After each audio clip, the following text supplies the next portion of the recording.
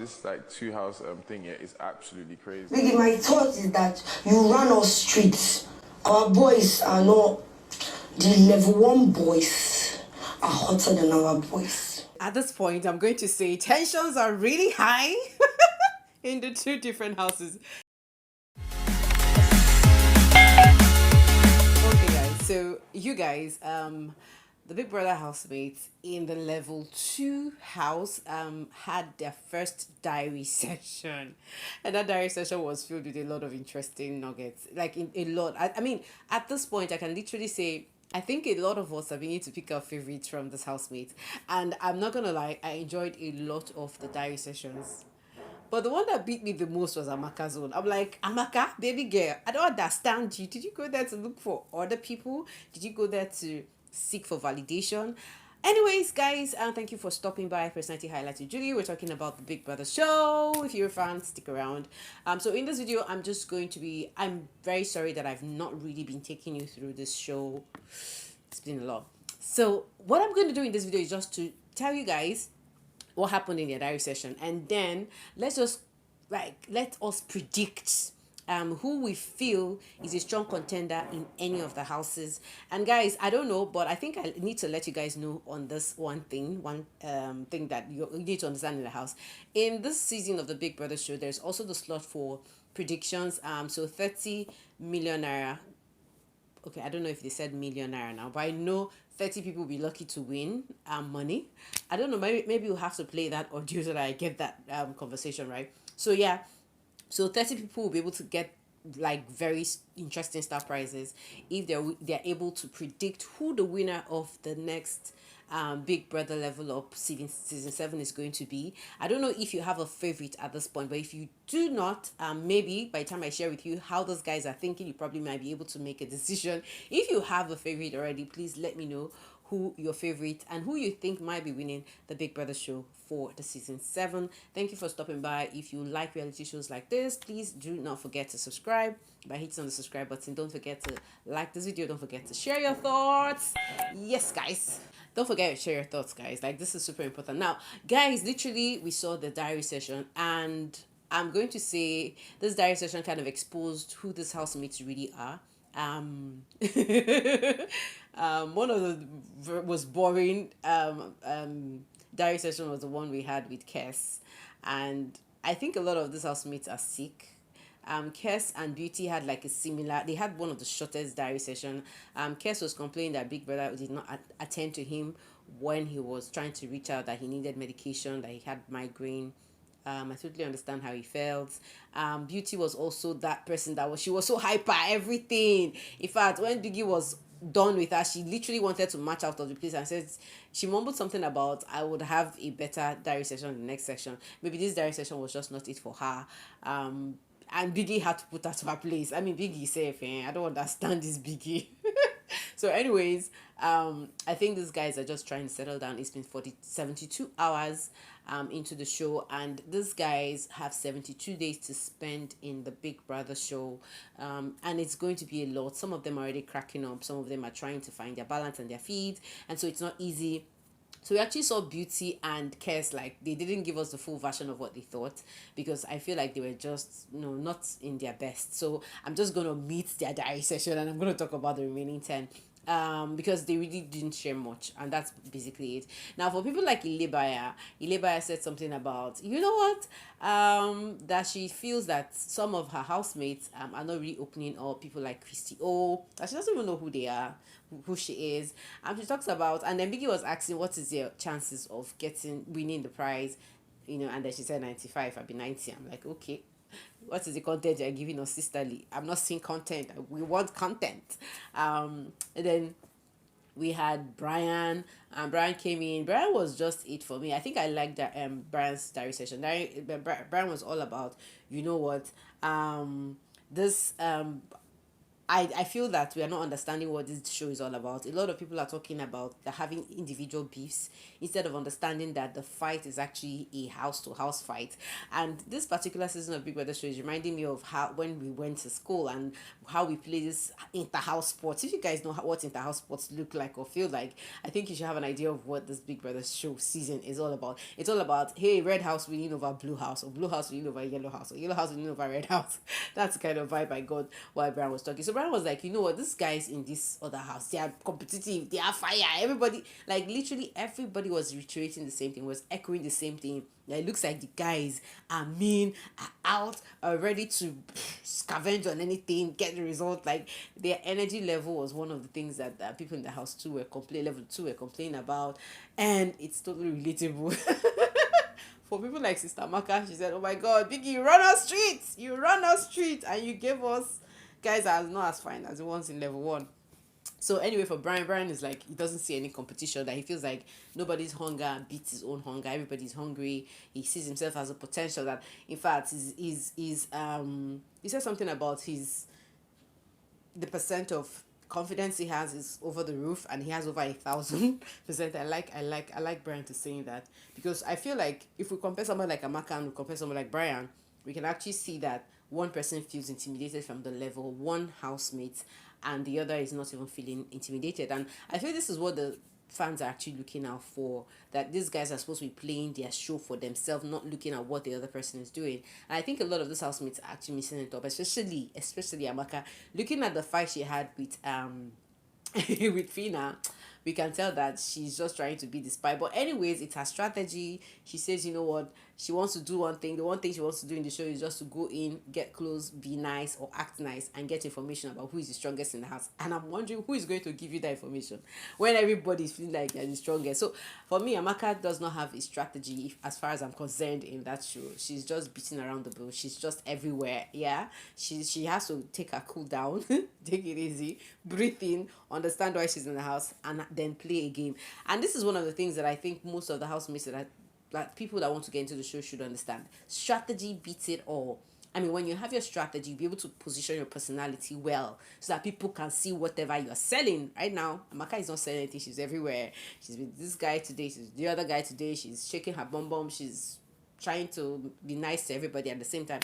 I beg, baby girl, you have to wake up. You say you want to win 100 million naira. We ain't saying nothing that shows that you're ready to win that 100 million. But we know that for this first week, there is no eviction. Big Brother has actually given that information to Eliswag. But just because Biggie does not want them to relax, you know how it's going to be. The tension is there. Some people feel like, oh my God, you know what, I might be leaving, and all that. And I'm going to say the most boring diary session out of all the diary sessions that I actually saw watching. I'm not going to lie, Christy O was the most boring, followed by Kes. For some reason, Beauty gave us like a very boring diary session. I was expecting to see her like do more. I don't know, for some reason I think Beauty really needs some very strong, like she needs to check herself. Like she's always overreacting.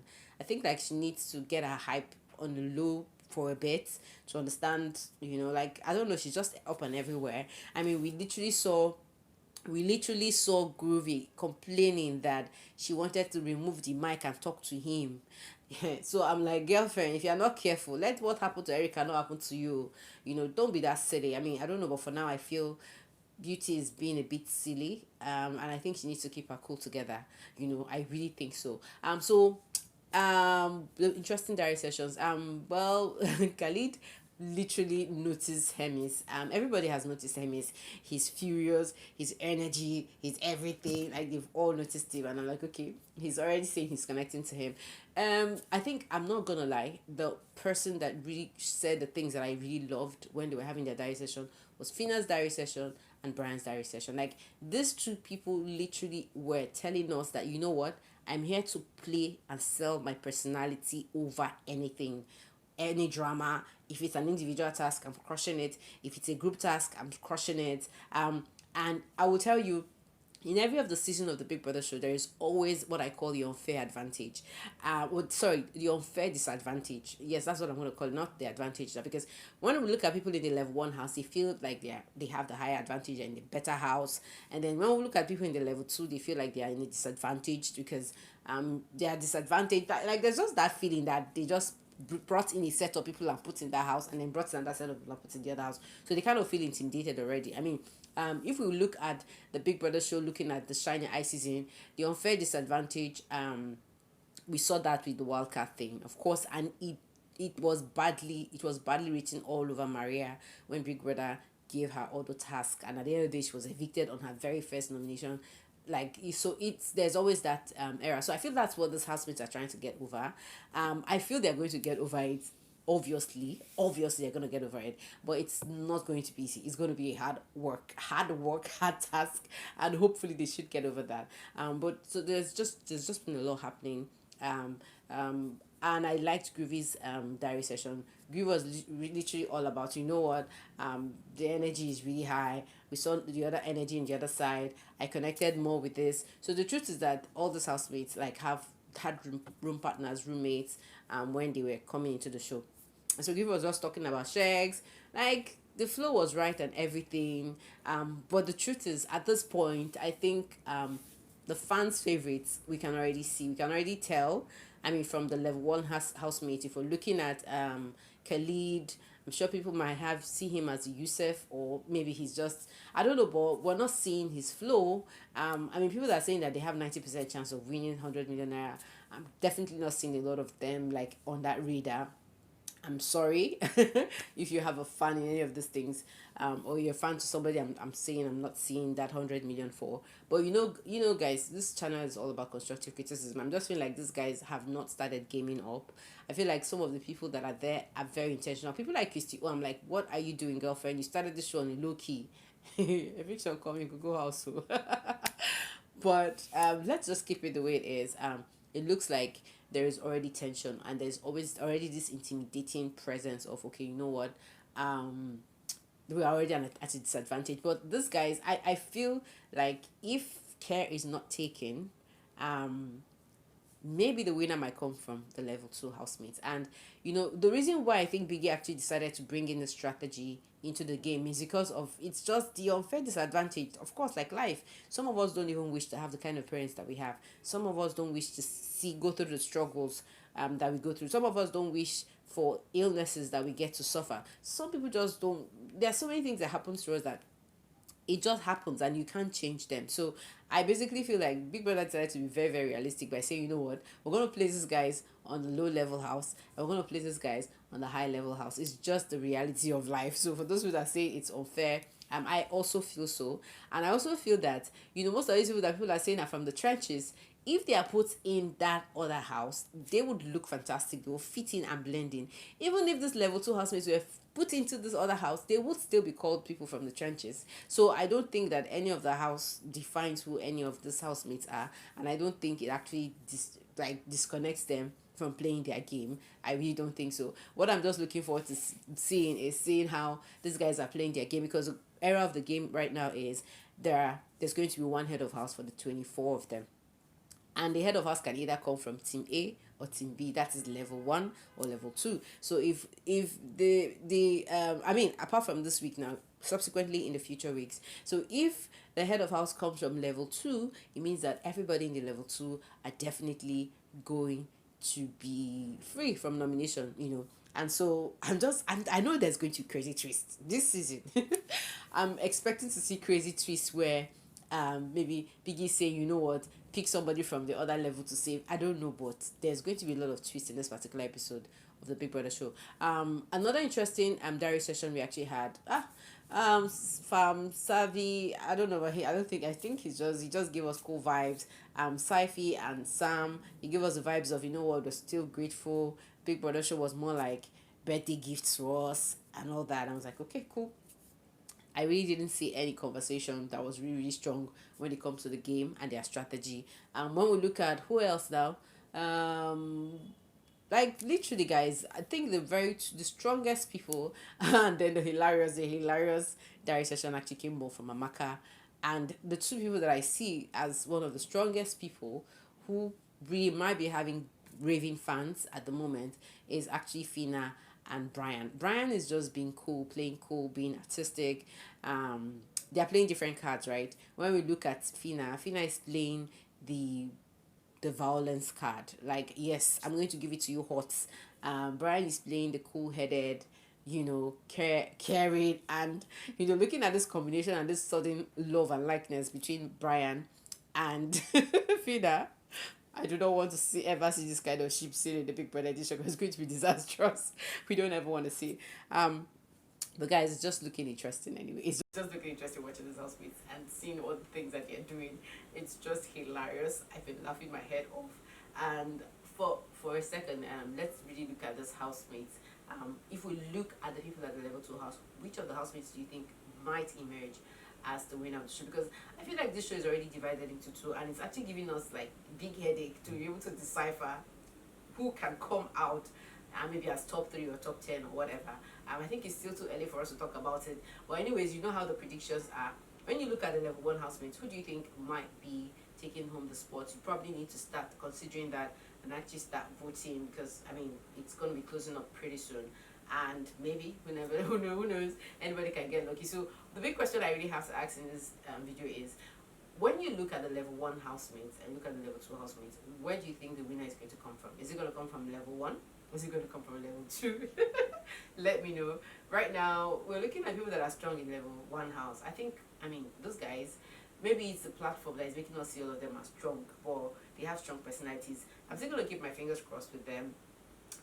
But just give me a wild guess. And if you say your winner is coming from level 2, which of the housemates do you think would emerge as the winner? Whatever it is, let me know in the comment section, guys. I'm going to see you on another one, hopefully.